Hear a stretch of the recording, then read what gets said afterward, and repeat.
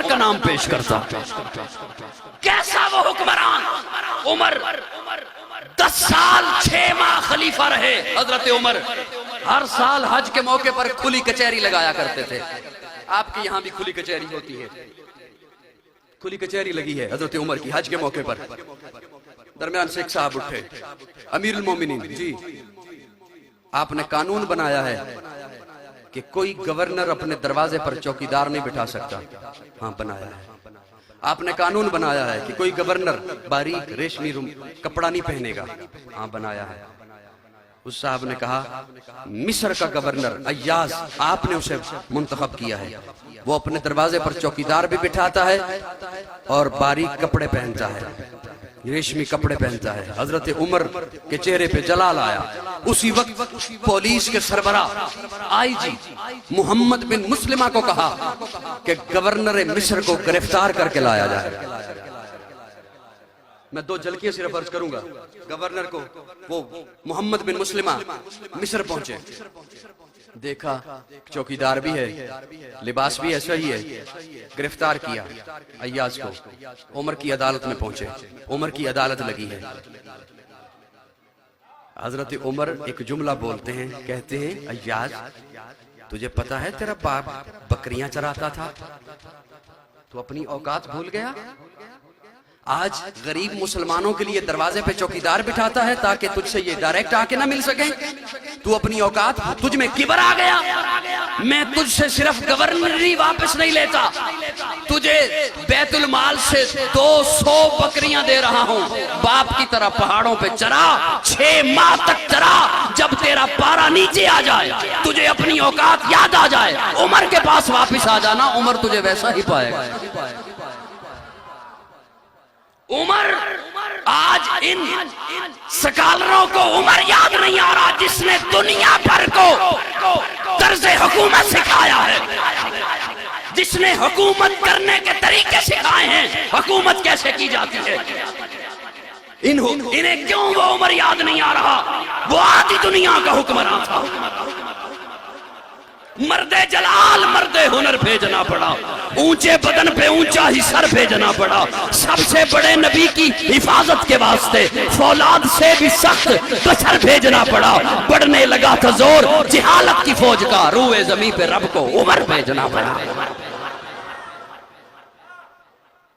قیصر روم نے حضرت عمر کی خدمت میں ایک شخص بھیجا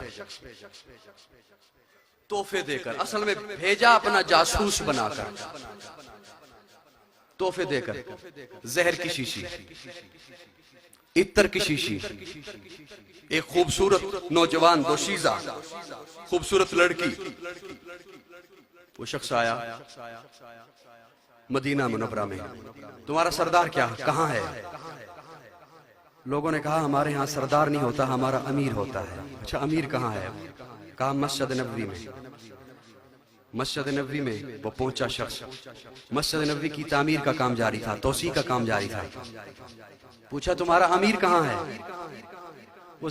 لوگوں نے کہا کہ وہ جو مٹی کا گارا بن رہا ہے نا، اس میں جو کھڑا ہو کر گارا بنا بنا کر مزدوروں کو تقسیم کر رہا ہے وہ امیر المومنین ہے.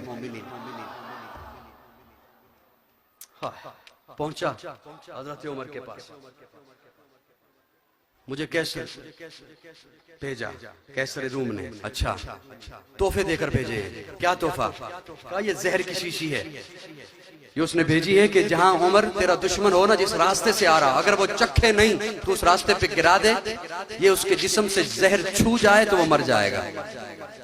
اور یہ عطر کی شیشی اس نے بھیجی ہے. جب لگا لو گے جس کپڑے پر کئی مہینوں تک، سال بھر تک اس سے خوشبو آتی رہے گی. اچھا اور یہ خوبصورت لڑکی تحفے میں بھیجی ہے.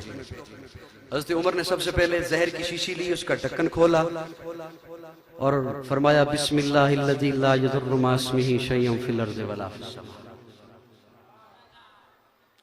وہ بے ہوش ہو گیا. وہ جو قاصد آیا تھا اسے ہوش آیا.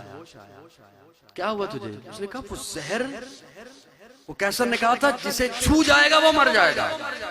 حضرت عمر نے کہا او بتوں کے پجاریوں، او مٹی کے پجاریوں، او مورتیوں کے پجاریوں، تمہیں یہ بتایا گیا ہے کہ یہ چیز مار دیتی ہے، مجھے میرے پیارے آقا فرما کر گئے ہیں کہ رب نہ مارے تو کوئی چیز نہیں مار سکتی۔ اچھا عطر کی شیشی، عطر کی شیشی لی، اس کا ڈھکن کھولا اور حضرت عمر اس گارے میں کھڑے تھے، اس گارے میں ملا دیا۔ اور کیا ہے، کیا بھیجا ہے؟ یہ خوبصورت دوشیزہ۔ حضرت عمر نے یوں مزدوروں کو آواز دی، اور لڑکو تم میں سے کس کی شادی نہیں ہوئی؟ لڑکے نے کہا جی میری نہیں ہوئی۔ فرمایا ادھر آ، تیرا نکاح سے پڑھاؤں۔ وہ شخص وہاں سے واپس گیا اور جا کے بادشاہ کو کہتا ہے یاد رکھ تو عمر کا مقابلہ نہیں کر سکتا۔